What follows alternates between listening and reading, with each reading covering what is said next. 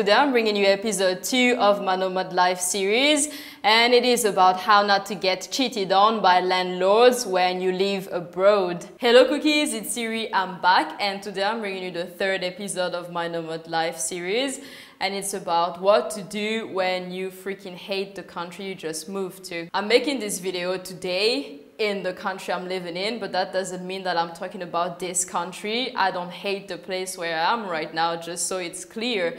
I've traveled to places that I absolutely adored. I traveled to places I didn't really like, I'd say, and I've lived in places that I really loved, and I've lived in places where the only thing that was on my mind was to leave. I know the logical response to what do you do when you end up in a country that you don't like is, well, just leave.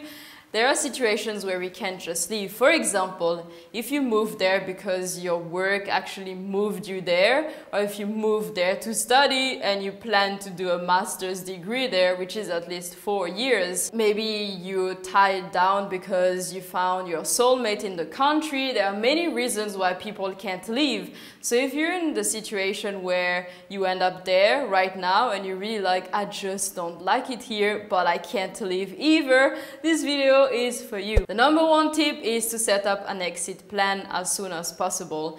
Now, the exit plan, it doesn't need to be 100% right. It doesn't even need to be 10% right. Maybe you don't even know where you're going to move after that or when you're going to move. But try to have an idea in mind that is fixed and serious, and tell yourself, I will leave. I will leave at some point, that's for sure. If you already know where you're going, a mosquito is biting my foot, so now I'm just here trying to act like everything is okay, but it's actually itching like crazy. Make a plan for yourself. For example, I've never lived in Antarctica, so let's take Antarctica. Let's say I feel like it's way too cold for me and I can't live there anymore.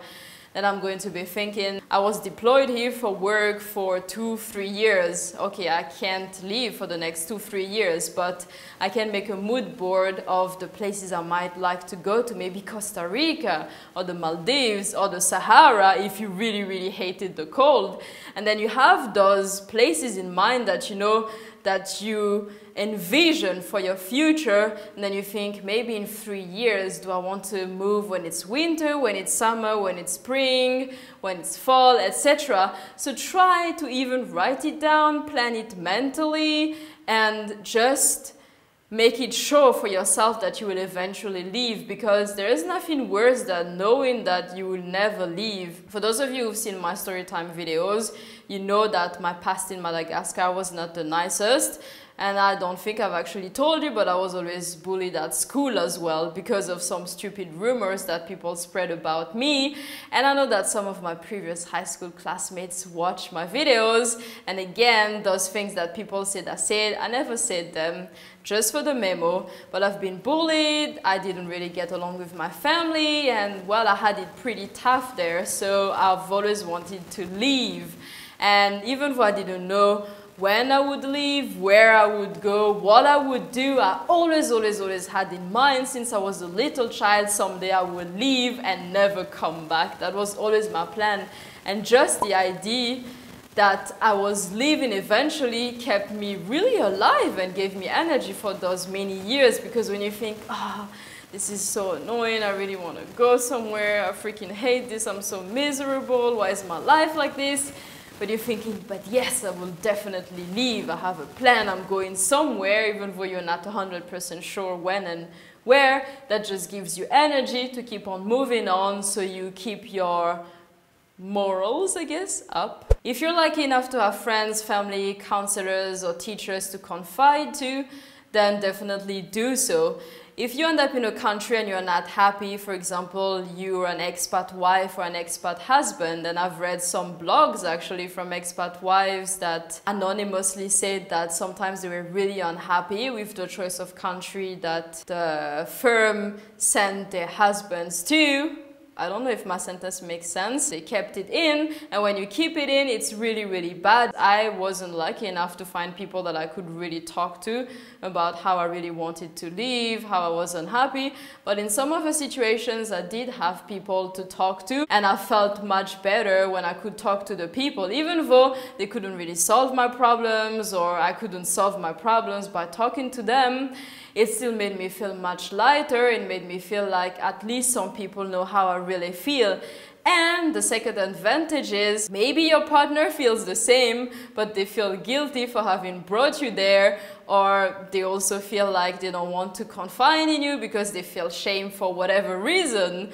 And that has happened as well before, that I have actually been in a situation where I kept it for myself, and then a partner kept it for himself, and then in the end we both realized that we wanted to leave the place where we were living in. The next tip is to find the good things about the city or country or area you live in and really, really indulge in them, like your favorite things. And I honestly believe that every single country has amazing things to offer. Don't just let negativity drown you in and, you know, blind you to the greatness that is around you. Madagascar has amazing landscapes and our fruits are delicious. If you've never tried Madagascar fruits, you're missing out because they taste different. They're really freaking great. So if you're in Madagascar and you feel like, okay, I've been sent here to work for 3 years, but I want to leave, well, enjoy the fruits, enjoy the nature, and enjoy I can't speak again. It's like in every single video I can't speak. And enjoy the amazing weather. Singapore, it's super clean. Everything works. The buildings are freaking gorgeous. Go take a walk and enjoy the architecture. Enjoy the fact that it's clean. Enjoy the fact that it's so safe. It's so safe. I used to go running in a park at 2 a.m. and I was never scared. My bag was always open in metros that were crowded. I knew that no pickpocket would ever take my things. It's like I've never felt as safe in my life ever as in Singapore. In Sweden, people are really open-minded. The weather changes are just so beautiful. I mean, the city looks completely different when it's summer, when it's spring, when it's winter, when it's autumn.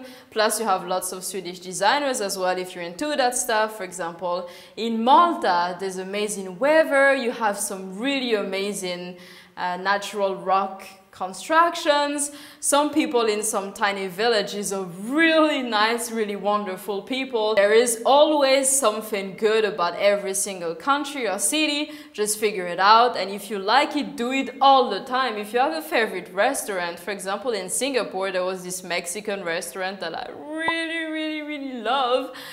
And there is not a month I don't miss that restaurant. I used to go there all the time and indulge. My favorite restaurants in Stockholm, I would go there and indulge. My favorite snacks in Malta, I'd buy them all the time. In Madagascar, same thing there. My favorite things, I'd do them all the time. Like dancing hip-hop, for example. Of course, it's not only in Madagascar you can do it, but that's one of the things I did, that or theater. Next one is learn as much as possible about the place where you are, even if you don't like it, because when you leave, since you really did not like the place, you'll probably never travel there again, or maybe just for work or for short holidays, but there's not a high chance you will get back there. There's not a high chance you'll read books about the place. You will just be like, oh, I really didn't like living in there.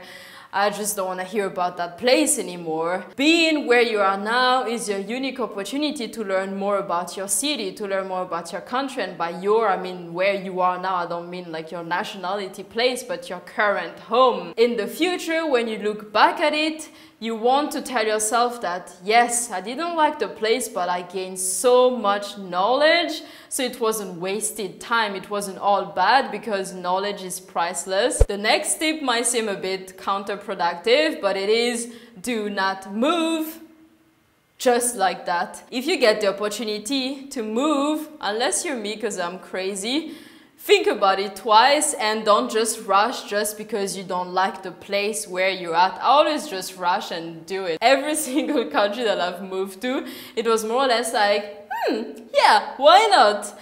And sometimes it turned out good, sometimes it didn't turn out so good, but honestly, I would suggest that you stay on the side of caution. Even though you really don't like where you are now, consider financially. Can I afford to move there? Can I pay rent there? Am I going to lose a job that pays well? Friends, is it worth leaving the first friends that I've ever made in my life? Logistically, how long will it take? Will it mean that I will be in the moving process for 3 months and then can't focus on my hobbies? There are many things to consider, so I do understand the urge to leave. I always have the urge to leave wherever I am because I think I have it in my genes. Probably my ancestors were the type that were wandering around the earth, you know, like cavemen and cave women, just trying to find different places. I always have the urge to leave, so I totally understand that feeling, but make a smart decision. Make an intelligent decision that has been based on facts and thoughts, and think about time, money, your feelings, things before actually deciding to leave. Otherwise, it's going to end up being a worse situation. And the last tip is, of course, move when you can do it and when you've considered all the pros and cons, all the good and the bad, and you know that it's, as much as you know now, it's a good decision. We can never know that the decision we make is 100% good, because let's say you feel like, oh, I want to move to Nepal, for example.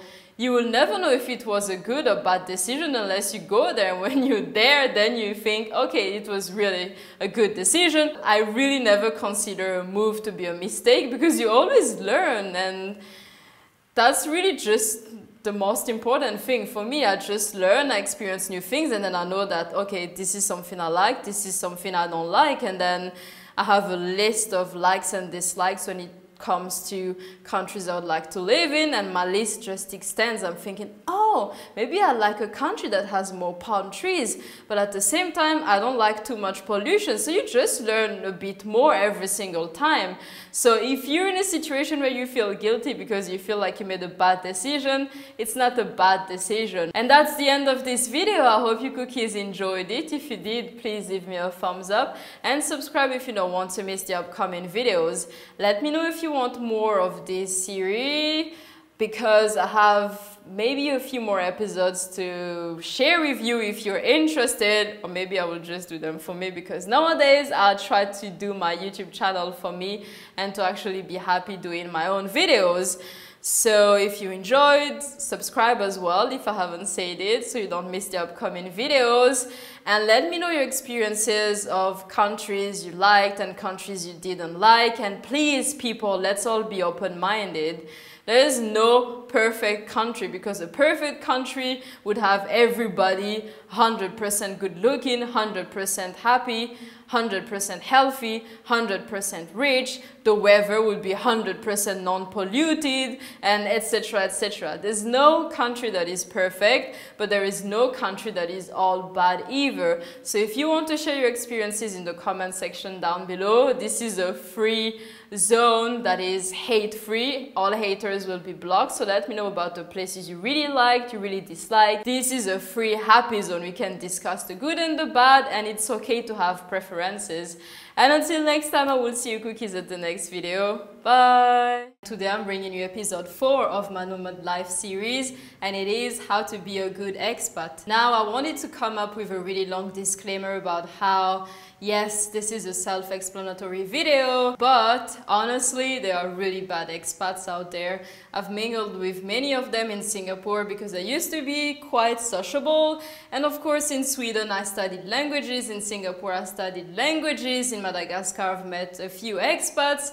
And in Malta, I've met some expats as well. So I know that there are not so good expats out there that make people go, ugh. Fortunately, not everybody. Most people are decent, educated people, because I guess being a bad expat comes mostly from not being educated, in my opinion. So it's not really like the people are mean, but it's more like they just don't know how to do things in a way that doesn't offend the locals.